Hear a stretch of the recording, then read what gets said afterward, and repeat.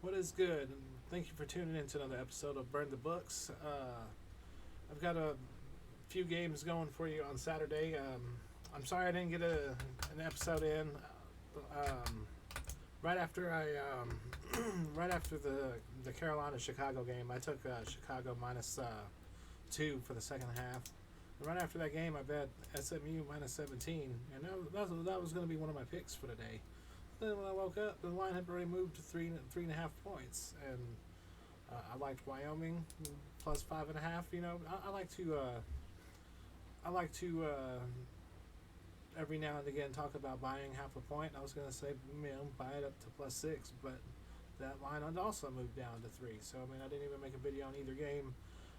I like my end of the SMU minus 17. They're up by 7 right now. I've got a few games that I want to talk about for tomorrow.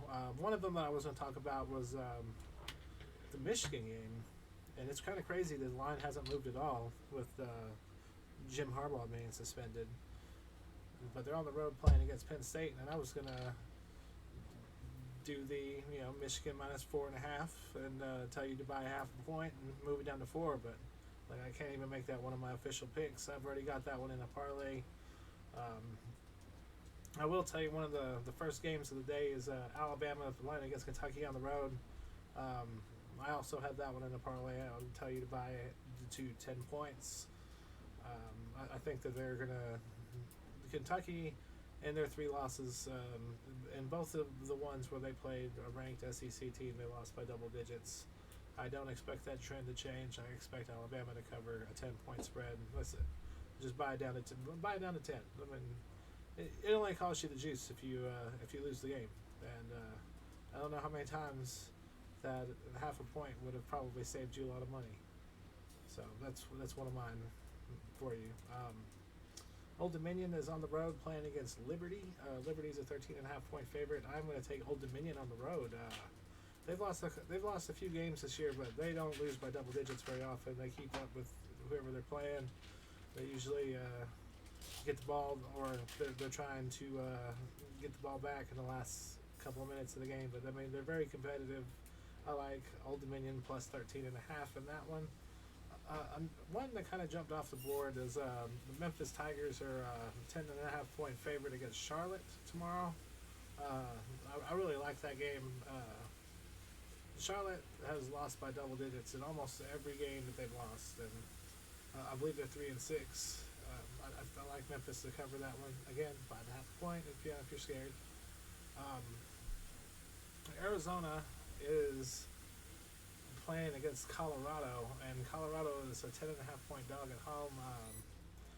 The only two teams that beat Colorado by double digits were the ranked powerhouses. I expect this one to be competitive. I would tell you to take the plus 10.5 at home. Um, Miami is playing against Florida State at Florida State. Florida State is a 13.5 point favorite. I expect the Seminoles to cover every inch of the spread. They're playing for a playoff. It's an unspoken rule that part of getting into those is covering spreads. So I'm looking for Florida State to really stick it to Miami tomorrow. UConn is on the road playing against James Madison, and James Madison is a 24.5 point favorite, and I think they will beat them as bad as they want to. You know me, I'm always all over James Madison every week. I jumped off of them whenever they played Old Dominion, but UConn they haven't really done too much keeping up with anybody. So I think James Madison is going to really stick it to him tomorrow. That was the other thing I should have mentioned also is that Colorado in that Colorado Arizona game, I've been a fan of Noah Fafita and whatnot, but almost 80% of the money is on Arizona. So I always look for games like that. Like everybody can't be right? Utah is playing on the road against the Washington Huskies. Washington, Penix Jr. I've been high on him.